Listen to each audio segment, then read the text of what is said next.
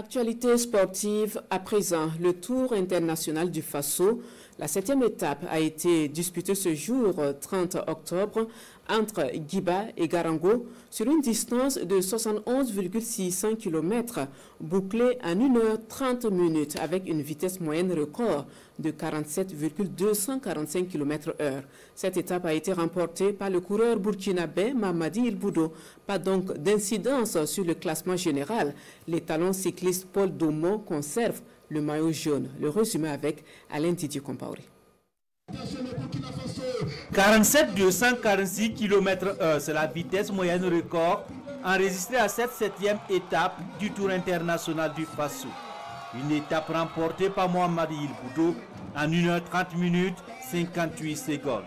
Siriki Diarra du Mali et Soumaïla Ilboudo, le grand frère du premier à l'arrivée, arrivent 2e et 3e.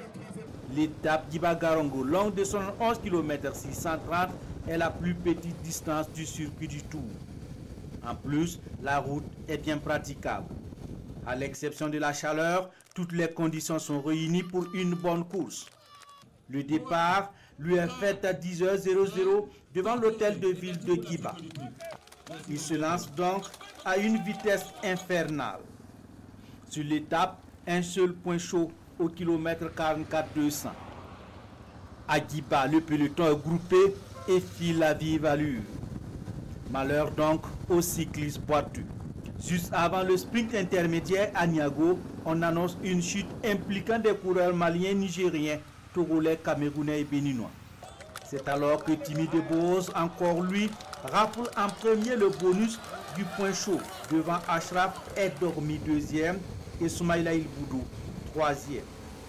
Ils sont à une vitesse incroyable de 49 km/h.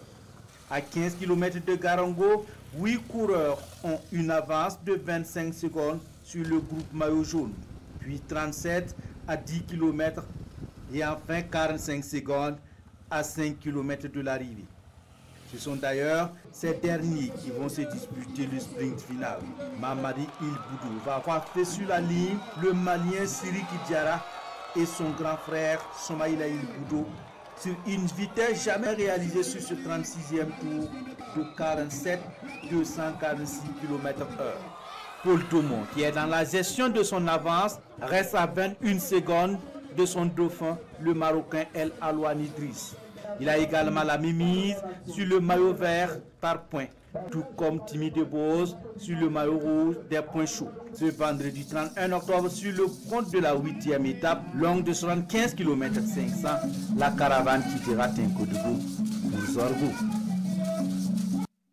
Et la Sonabel, l'un des fidèles partenaires du Tour international du Faso, un partenariat qui dure plus de 10 ans. Et bien pour ce 36e tour, la nationale de l'électricité a parrainé la 4e étape entre Bobo Dioulasso et Djebougou. Ses motivations avec Silasina Ouattara et Alain Didier Compaoré. La Société nationale burkinabé d'électricité Sonabel est la principale énergie du Tour du Faso 2025. Entreprise citoyenne par excellence, la Sonabel participe activement à ce 36e Tour international du Faso. La Sonabel accompagne le Tour du Faso depuis plus de 10 ans, qui a accepté aujourd'hui de parrainer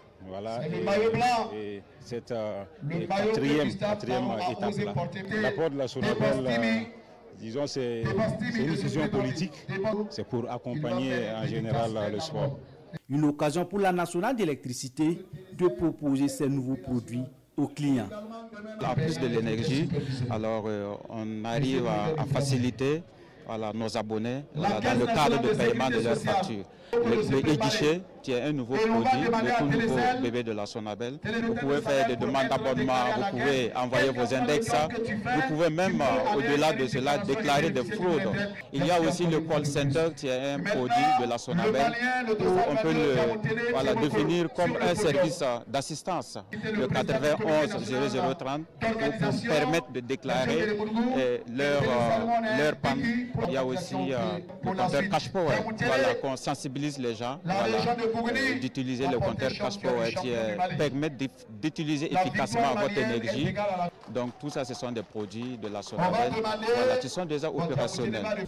Avec cette action de partenariat, la Sonabel répond ici à l'une de ses missions régaliennes, en plus de la production et de la fourniture de l'électricité sur l'ensemble du territoire.